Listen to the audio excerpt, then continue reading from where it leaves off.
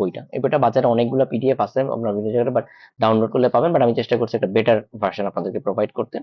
সেখানে আপনি সরাসরি সূচিপত্রে চলে যান।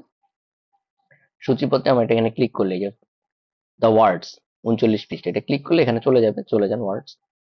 দেন এখান থেকে শুরু, আমি আপনাদেরকে ফার্স্ট একটু এক্সপ্লেইন করি। দেখেন প্রথম পেজে অ্যাবাশ, অ্যাবেট, অ্যাবডিকেট, অ্যাবারেশন, এই জিনিসগুলো সুন্দর মতো এক্সপ্লেইন করা আছে, রাইট? ঠিক আছে, এরপরে দেখেন আপনি অ্যাবোর, অ্যাবজেক্ট, ঠিক আছে, অ্যাবনিগেট, অ্যাবোটিভ, অ্যাব্রিজ, এরকম করে দেখেন দেওয়ার পরে বলা আছে কি কুইক কুইজ 1। ক্লিয়ার পাইছেন? ভাই কুইক কুইজ 1। ওকে, এখানে তার মানে কি 11টা শব্দ ছিল, তাই না? এই প্রত্যেকটা জিনিসকে আমি বলতেছি একটা করে চ্যাপ্টার। কুইক কুইজ মানে একটা চ্যাপ্টার। আমি যে রুটিনে বলছি কুইক কুইজ 1 মানে আপনাকে প্রথম চ্যাপ্টারটা পড়তে হবে। এই ইটস এ চ্যাপ্টার। ঠিক আছে, এখানে 11টা শব্দ আছে। এখন আসেন কিভাবে পড়বেন। আমি একটু বড় করি, তাহলে আপনার জন্য হয়তো সুবিধা হবে দেখতে। ওকে,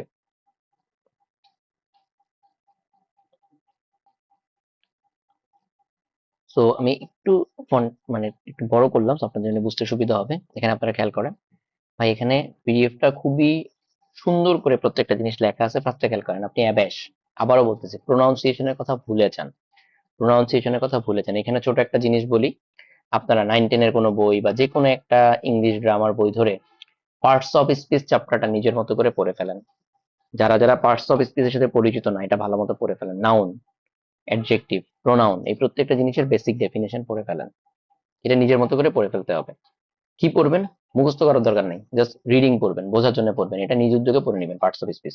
আবারও বলছি 9-10 এর কোনো বই থেকে বা বিসিএস এর কোনো বই থেকে, বাজারে পাওয়া যে কোনো বাংলাদেশি রাইটারের লেখা গ্রামার বই থেকে এটা একটু পড়ে ফেলবেন। সো আপনি এটাকে কেন ভার্ব বলতেছি সেটা বুঝতে পারবেন, এবং সেখান থেকে আপনার এই জিনিসটা, এই সেন্টেন্স মেক করে বুঝতে পারবেন।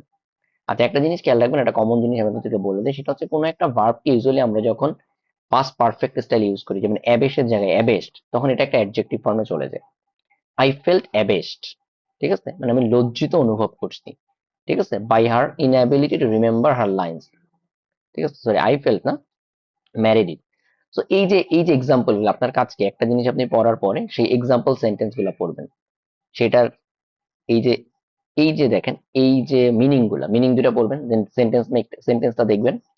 দেন দেখেন আবার একটু ব্যাখ্যা দেয়া থাকে, to do something without shame or embarrassment is to do it unabashedly. এই যে আনঅ্যাবেস্ট, আপনি অলরেডি কি শিখে গেলেন, একটা অ্যান্টোনিম শিখে গেলেন। হ্যাঁ, আনঅ্যাবেস্ট, অ্যাবেস্ট, আনঅ্যাবেস্ট, এইটা বুঝতে হবে সাথে সাথে। সো দেখেন, Ken handed in a term paper that he had unabashedly copied from the National Enquirer. সে কোনো একটা জায়গা থেকে কপি করছে, ওটা নির্লজ্জের মতো সাবমিট করে দিচ্ছে।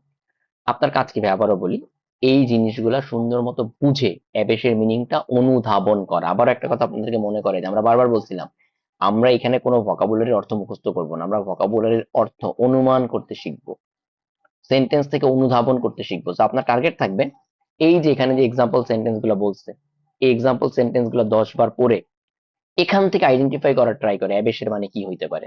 তারপরে আপনি চিন্তা করবেন অলরেডি অ্যাবেশের মানে যে মেক অ্যাশেমড, টু এম্বারেস। আপনার কাজ কিন্তু অ্যাবেশ খালি শেখা না, অ্যাশেমড, এম্বারেস, এই শব্দগুলা স্পেলিং সহ শেখা। আবারও বুঝেন, এখন এইখানে একটা জিনিস খেয়াল রাখবেন, অ্যাবেশের মানে কিন্তু এম্বারেস না, টু এম্বারেস মানে কাউকে বিব্রত করা। টু এম্বারেস মানে কাউকে বিব্রত করা। ঠিক আছে, এই জিনিসটা বুঝতে হবে। ঠিক আছে, সো টু কেন আসছে জানেন? কারণ হচ্ছে অ্যাবেশ একটা ভার্ব। ঠিক আছে, টু এম্বারেস মানে কাউকে বিব্রত করা। ঠিক আছে, ব্যাপারটা এরকম। ওকে, সো এই জন্য আপনাকে ব্যাপারগুলো বুঝতে হবে, এবং আপনি বুঝতে, আবারও বলতে একটা জিনিস, অনেকে বলেন ভাই আমি এটা কি করে বুঝবো, বোঝার দরকার নেই, পড়তে থাকেন। 5 বার পড়াবো এই জিনিস, পড়তে পড়তে অটো বুঝে যাবেন। সামনে গ্রামার আসবে।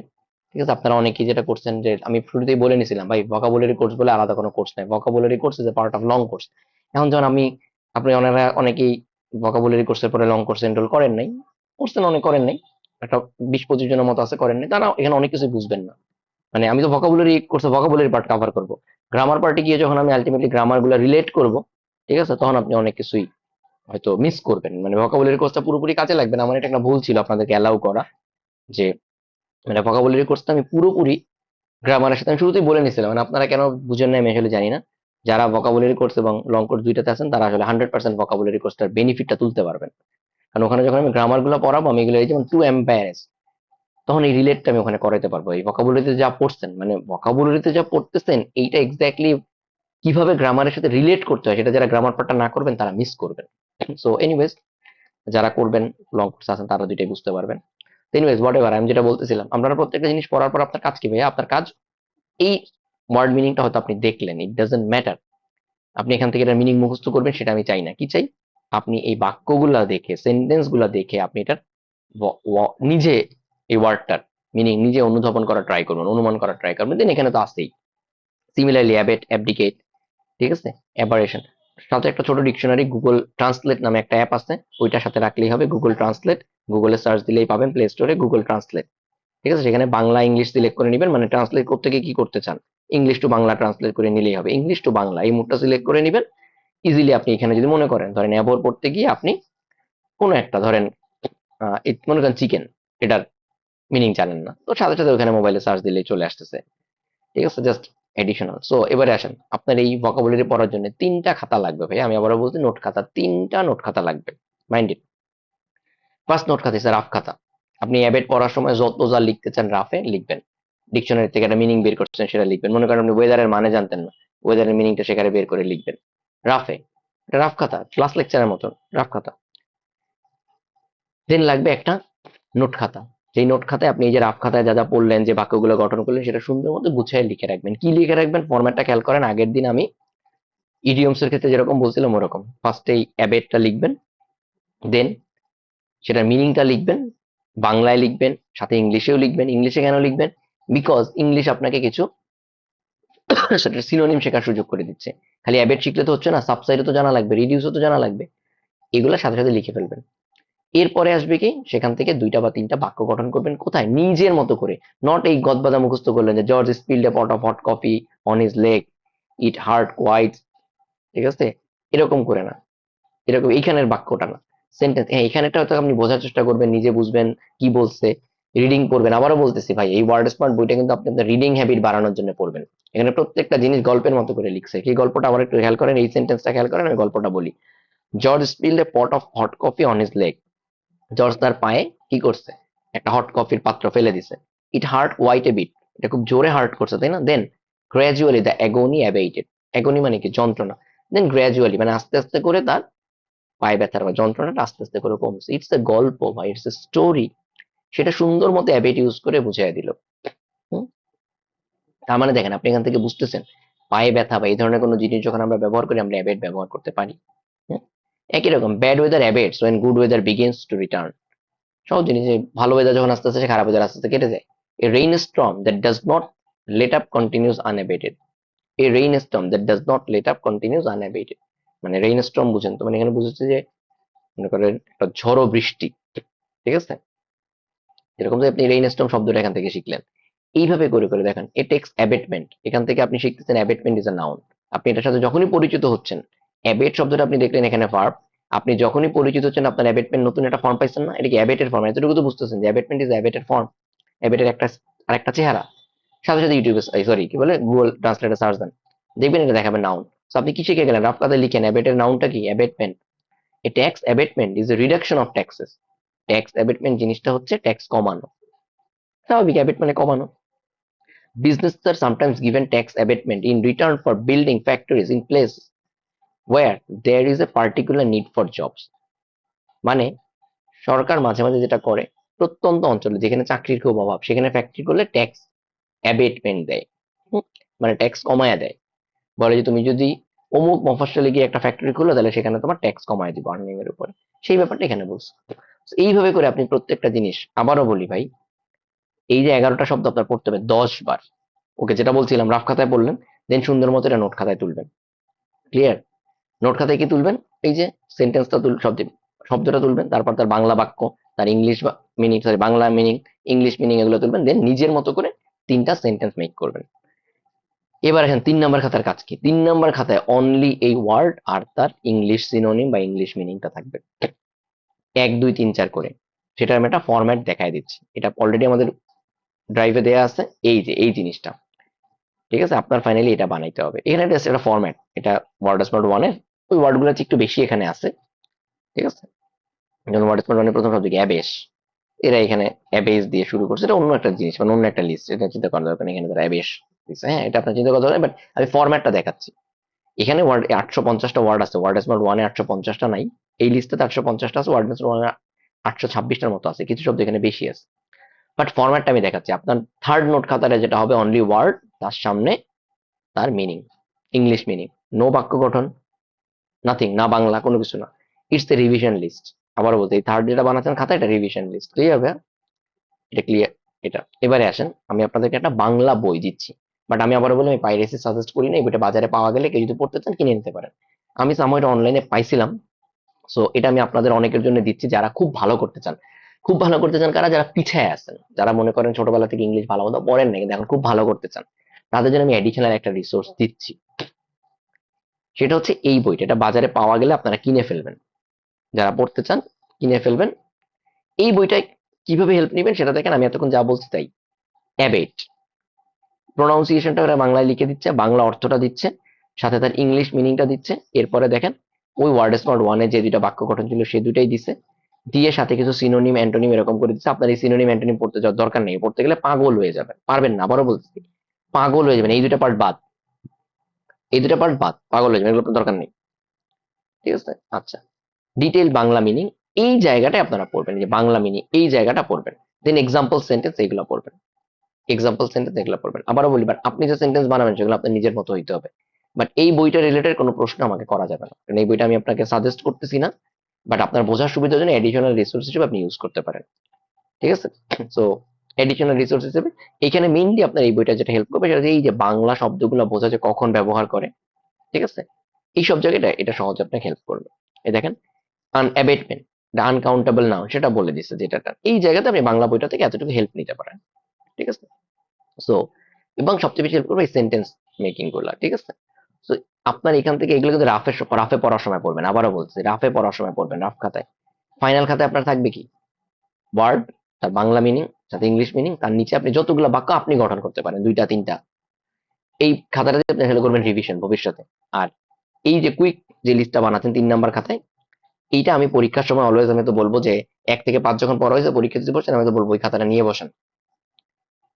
এটা জাস্ট আপনার একটা লিস্ট, আপনার একটা word list, it's just a flash card বলি বা সামথিং। এটা তো ফাইনালি আপনার পুরো কোর্স শেষে 15 পৃষ্ঠা হবে, 20 পৃষ্ঠা হবে। তো বাসে যাইতেছেন, এটা হয়তো ছবি তুলে খাতায় নিয়ে যাবেন, এরকম জাস্ট পড়তে পড়তে গেলেন, এরকম ক্লিয়ার? সো এখানে আমি ওয়ার্ড গুলা ধরে ধরে কিছুটা ডিসকাস করব, সেটা অনেক ফরম্যাটে। ঠিক আছে? সেটা হচ্ছে আপনার 5টা ক্লাস হোক, ওই দিন আমি আলোচনা করবো, যেমন অ্যাবেশ অলরেডি আলোচনা করা হয়ে গেছে। ঠিক আছে? অ্যাবেইট নতুন করে আলোচনা করবো। এর মধ্যে আরেকটা জিনিস, যে ওয়ার্ড গুলো 333 ব্যারন্সে পড়ছেন সেটা মাস্ট নিজে এখন পড়ার সময় আইডেন্টিফাই যেন করতে পারেন, এই 333টা ওয়ার্ড আমার অলরেডি পড়া আছে। আমি আপনাদেরকে একটা ছোট জিনিস মনে করাই দিই, if you were attentive, if you were serious, এখানে এই এই বইয়ে ওয়ার্ড স্মার্ট ওয়ানে ধরেন 850টা ওয়ার্ড আছে, ধরেন বা 800 ওয়ার্ড আছে, তার মধ্যে কিন্তু আপনার 333টা অলরেডি পড়া, ব্যারন্সে পড়ায় ফেলছি আমরা। So যারা পড়েন নাই আবারও বলতেছি, ওই যে আমি আপনাদেরকে টাচ দিছিলাম না, যে ব্যারন্সের ওইটা ধরে একবার দেখে ফেলেন। সো ওই রাউন্ড ওইটা আবার একটু করে ফেলেন, হ্যাঁ? ঠিক আছে? ওইটা একটু করে ফেলেন, ওয়ার্ম আপ রাউন্ডের ওই কাজটা নিজের একটু করে ফেলবেন, ক্লিয়ার? একটু প্রেশার নেন, ভোকাবুলারি শেখা খুব কঠিন কাজ না। ঠিক আছে? বাট আমি যে গাইডলাইনটা দিতেছি সেটা ফলো করে করেন। ওকে, অ্যাবডিকেট আবার ডিসকাস করে ফেলি। অ্যাবডিকেট মানে কি? অ্যাবডিকেট মানে নিজে কোনো দায়িত্ব থেকে নিচে সরে আসা, to step down from a position of power or responsibility. ঠিক আছে? অ্যাবডিকেট মানে নিজে থেকে কোনো কিছু ত্যাগ করা, নিজে মনে করেন আপনি একটা পাওয়ারফুল পজিশনে ছিলেন সেটা ত্যাগ করা। When King Edward VIII of England decided he would rather be married to Wallis Warfield Simpson, ঠিক আছে, ডব্লিউ সিম্পসন নামে সে বেশি পরিচিত, an American divorcee, than be king of England, he turned in his crown and abdicated. ঠিক আছে? এই turned in এই শব্দটা গুগলে সার্চ দিবেন, টার্নড ইন এটা একসাথে শব্দ। ঠিক আছে? তো যেটা বলছিলাম এখানে যেটা হচ্ছে অ্যাবডিকেট, এডওয়ার্ড এইট সে কি করছে, সিমসন নামে একজন আমেরিকান ডিভোর্সি, আমেরিকান মহিলাকে বিয়ে করার জন্য সে সিংহাসন ছেড়ে দিয়েছিল, আমার সিংহাসন লাগবে না, আমি সিমসনকে বিয়ে করব। এই জন্য অ্যাবডিকেট ওয়ার্ডটা আসছে, অ্যাবডিকেটেড, নিজের থেকে ত্যাগ করছে। ঠিক আছে?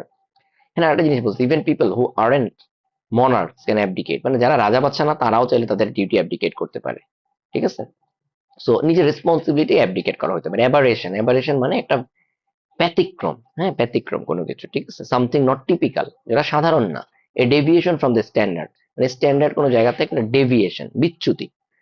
মানে আপনি ধরেন প্রতিদিন ভালো বিহেভিয়ার করেন, একদিন রাগ করে গেছেন, এটা অ্যাবারেশন। আপনি প্রতিদিন অফিসে টাইমলি আসেন, একদিন দেরি করে আসছে, ইটস অ্যান অ্যাবারেশন। ঠিক আছে, খুব সুন্দর একটা ওয়ার্ড, এটা প্রচুর ইউজ করতে পারে। দেখেন, snow storm in June is an aberration, snow doesn't normally fall in June, কারণ নর্মালি জুন মাসে স্নো স্টর্ম হয় না। তো এই টাইম হইলে এটা শীতকালে বৃষ্টি, ইটস অ্যান অ্যাবারেশন বাংলাদেশে। ঠিক আছে, সো দেন আসেন আমরা এখানে পরের যে আমাদের জিনিসটা আছে সেটা কি, অ্যাবারেশনের একটা নাউন মানে অ্যাডজেক্টিভ বলেছে অ্যাবারেন্ট। হ্যাঁ, অ্যাবারেন্ট অকারেন্স। ঠিক আছে, অ্যাবারেন্ট ইজ অ্যান অ্যাডজেক্টিভ, বুঝতে হবে।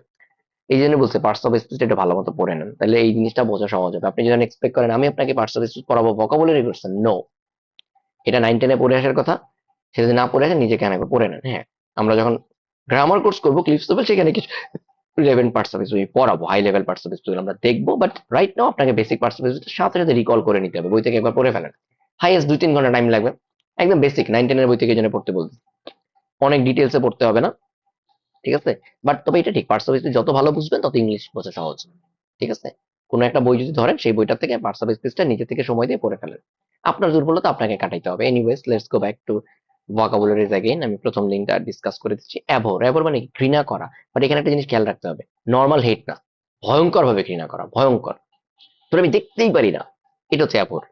Two hate very very very much, to detest, detest মানে ঘৃণা করা।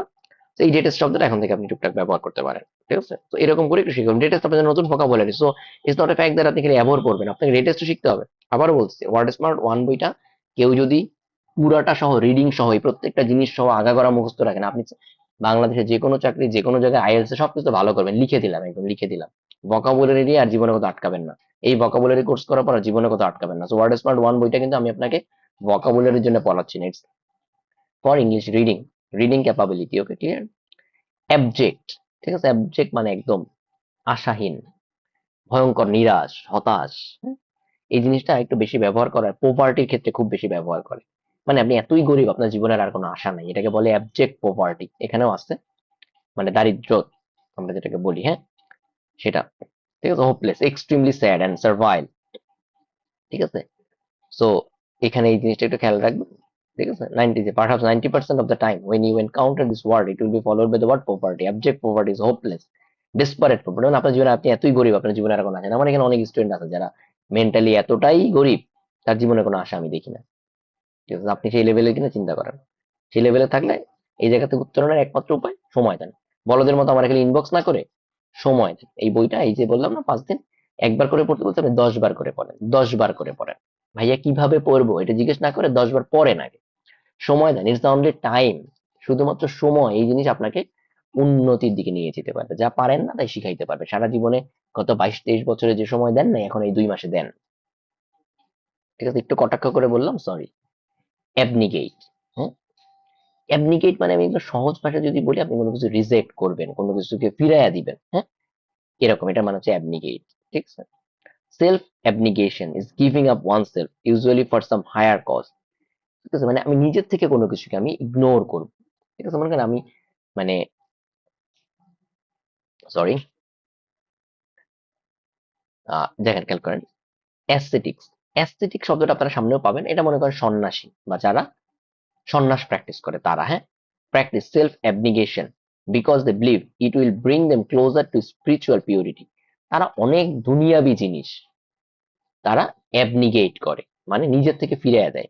ফর এক্সাম্পল, অনেক মজাদার খাবার দাবার, ঠিক আছে, ফিজিক্যাল রিলেশনশিপ, ধন দৌলত, এগুলো তারা অ্যাবনিগেট করে, তারা এগুলো ফিরাইয়া দেয় যে আমার এগুলো লাগবে না, ডিনাই করে এগুলা উপভোগ করতে। হ্যাঁ, কেন? তারা মনে করে এটা তাদেরকে স্পিরিচুয়াল পিওরিটি দিবে, স্পিরিচুয়াল বুঝুন, ধার্মিক পিওরিটি দিবে, আধ্যাত্মিক পিওরিটি দিবে, এই জন্য। হ্যাঁ, অ্যাবর্টিভ, এটা হচ্ছে অ্যাবর্ট মানে কোনো কিছুকে হঠাৎ করে বন্ধ করে দেয়, অ্যাবর্ট শব্দটার সাথে হয়তো আপনারা পরিচিত। অ্যাবর্টিভ মানে আসলে ওই যে হঠাৎ করে কোনো কিছু থামাই দিচ্ছেন, মানে কি মিশনটা আনসাকসেসফুল, তাই না, শেষ করেন নাই, শেষ না করা মানে তো আনসাকসেসফুল, অ্যাবর্টিভ মানে আনসাকসেসফুল।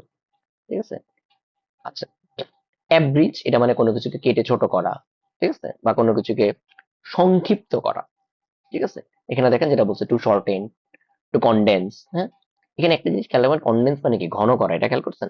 তো আসলে অ্যাব্রিজ মানে কোনো কিছুকে মানে এরকম করে ছোট করা যে সেটা আসলে আপনি আস্তে আস্তে করে ছোট করছেন। ঠিক আছে, হুট করে ছোট করে ফেলছেন এমন না, ধরেন দুধ জাল দিতে দিতে ঘন হয়ে গেছে, এটা হতে পারে অ্যাব্রিজ। কোনো কিছুকে কেটে ছোট করছেন সেটা হতে পারে, আবার সেটা আস্তে আস্তে করছেন। অ্যাভারেজ মানে সেটা সংক্ষিপ্ত, মূল ব্যাপারটা হচ্ছে কি সংক্ষিপ্ত, মানে একটা জিনিস বুঝেন, অ্যাভারেজ মানে এটা না যে আপনি সেটাকে মানে কিছু অংশ বাদ দিচ্ছেন, মূলত এটাকে বোঝায় যে আমি সারাংশ বা মূল কোনো কিছু বাদ দিই নাই, বা অপ্রয়োজনীয় জিনিস বাদ দিয়ে সেটাকে ছোট করছি, এটার মানে হচ্ছে অ্যাভারেজ। ঠিক আছে, এই দেখেন an average dictionary is one that has been shortened to keep it from crashing desk and the people's laps, মানে অনেক বড় একটা ডিকশনারি ছিল, আমরা সেটাকে ছোট করছি। ঠিক আছে, an abridgment is a shortened or condensed word। ঠিক আছে, সো বেসিক্যালি অ্যাভারেজ শব্দটা ওরকম ক্ষেত্রে ব্যবহার করা যায়, মূল কোনো জিনিস বাদ দিয়ে ওটাকে অপ্রয়োজনীয় জিনিসগুলো বাদ দিয়ে ছোট করছি, সংক্ষিপ্ত করছি, সারমর্ম করছি। মনে করেন একটা গল্প অনেক বড় ছিল, এখানে অপ্রয়োজনীয় কিছু সিন ছিল, সেই জিনিসগুলো লেখক পরে বাদ দিয়ে দিচ্ছে সেকেন্ড এডিশনে, এটাকে অ্যাভারেজ বলতে পারে না। ওকে, দেন অ্যাবজেক্ট, সেম জিনিস, ওই যে হোপলেস যেটা বললাম, আমরা তো এটাতেই ছিলাম, সরি কোন পেজে ছিলাম, আচ্ছা অ্যাবনিকেট থেকে আসলাম, অ্যাবোর্টিভ, অ্যাভারেজ, ওকে পরের পেজ। অ্যাবসলিউট, এই জিনিসটা আপনারা একটু খেয়াল রাখবেন। অবসলিউট নামে সামনে একটা ওয়ার্ড পাবেন, এটা হচ্ছে অ্যাবসলিউট। অ্যাবসলিউট অলরেডি আপনারা পরিচিত, নতুন করে যাচ্ছি না। ঠিক আছে, অ্যাবসলিউট এটার সাথে অলরেডি আপনারা পরিচিত, তো নর্মালি একটু দেখে নেন। অ্যাবসলভ, ঠিক আছে।